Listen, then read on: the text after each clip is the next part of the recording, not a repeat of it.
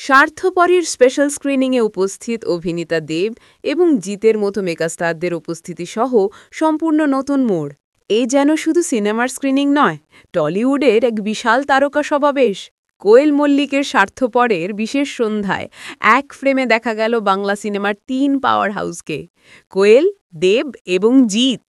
উজ্জ্বল golden Banarasi শাড়িতে রানী রূপে ঝলসে উঠেছিলেন কোয়েল, তার ট্রেডিশনাল সাজে ক্লাসিক চোকার এবং কানে ঝুমকো, এক কথায় ফ্যাশন গোল। কিন্তু এর থেকেও বড় আকর্ষণ, দীর্ঘ সময় পর এই মঞ্চে জিতের সঙ্গে কোয়েলের সেই পরিচিত অন স্ক্রিন ম্যাজিকের মুহূর্ত। পাশাপাশি কোয়েলের হিট জুটি দেবের উষ্ণ উপস্থিতিও ছিল নজরকাড়া।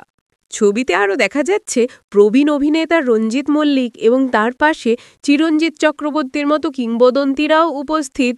অন্যদিকে অভিনেতা যশ দাশগুপ্তা এবং অভিনেত্রী নুসরত জাহানের গ্ল্যামারাস উপস্থিতি আর তার সঙ্গে পরিচালক সন্দীপ ভট্টাচার্যকে নিয়ে কোয়েলের আলাপচারিতা প্রমাণ করে ছবিটা কতটা স্পেশাল। ভাই বোনের সম্পর্কে টানাপোড়েনের এই গল্প দেখতে হাজির ছিল গোটা ইন্ডাস্ট্রি। একসঙ্গে এতজন সুপারস্টারকে এক ফ্রেমে দেখা, এটা যেন সিনেমা হল নয়, পুরস্কার বিতরণী মঞ্চ।